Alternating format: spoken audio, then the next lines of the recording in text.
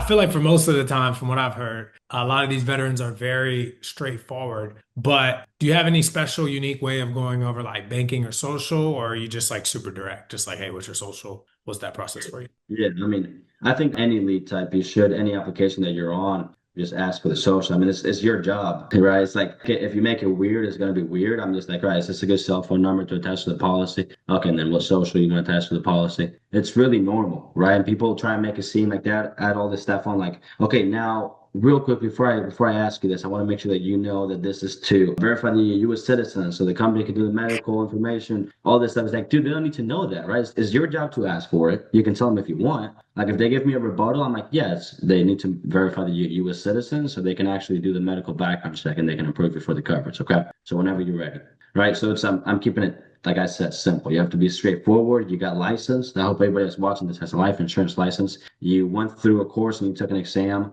So now you're licensed to do this. So it is your job to ask for people's social security number. For banking, it's the same. I mean, we're getting a life insurance policy, right? We're able to set the start date out if you need to, but we're getting a life insurance policy. So if they give me a rebuttal on banking, I mean, number one is it can be one or two things. It can be they don't trust me or they don't want the coverage. If they don't trust me, that's easy to fix, right? Because I send them my license, I send them whatever it is that they need, I'll do that, right? Make sure they can trust me. Most of the time, that doesn't happen anymore because I used to struggle with that. And second, if they don't want the coverage, they don't want the coverage, right? That's something we got to all realize. People can take you all the way. You can't lead a horse to water, but you can't make them drink it. So it's the same thing with that. I mean, they're smart, right? They're not dumb. They don't expect you to pay for the coverage. Sometimes I'll be kind of like I'll just like if they say, oh, I have to attach my bank, and I say, well, Mr. Johnson, you don't expect me to pay for this, right? And I'll just let them know straight up, right? Make a little joke, take the tension off of it. Well, you don't expect me to pay for this, right? And then it's like they feel stupid for saying that, right? And once I'm sorry to say it that way, but once somebody feels stupid, it's like, yeah, he's right. Why am I complaining about this?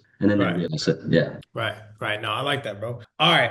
I want to wrap up with this. Obviously, you've written close to 50K off the leads. I want you to talk about your experience working with us and the text verified leads. For the person that's like, man, I don't know about Agent Lead Lab, I don't know about their leads. Can you briefly, the floor is yours to finish this out, brother, but talk about your experience, the team, and the leads thus far, bro. So I'll start with this. I've tried every single lead type on planet Earth, I'm pretty sure. I've mainly stuck to GOAT leads or CRM leads. If you guys are in FFL, you know what those are.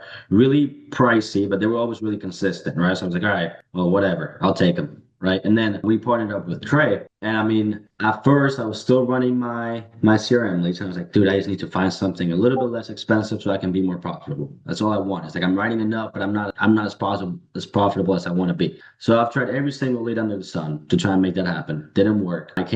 We got here, and it took a lot of time. Me and Trey, I mean, me, Trey, and Wes, we talked about a lot of different things and strategies and things like that. Happily, I'm really happy that Trey worked with us and not against us, and we were able to figure out a plan together, and he was always really helpful about it. So the fact that they were there to help us and we could customize what we wanted to be tailored to our agency and our agents and what we like to do, then it made it really easy for us to say, okay, this is what we want. All right. And then the next thing that we had to find out, all right, how long will it take for this to pick up? We found out. Didn't take too long, right? So from there, it's just, the sky's the limit now, but it really has been a blessing. And I actually have a client calling me right now that I have to call him that we set an appointment for. So, Yeah, you're good. We're wrapping up, bro. So that's a great end to this joint, bro. You can take the call. all right. All right. Well, Appreciate you, brother. We'll talk soon. Go ahead absolutely. and pick that up. Let me know Yes, if you need sir. anything. All right. Peace out.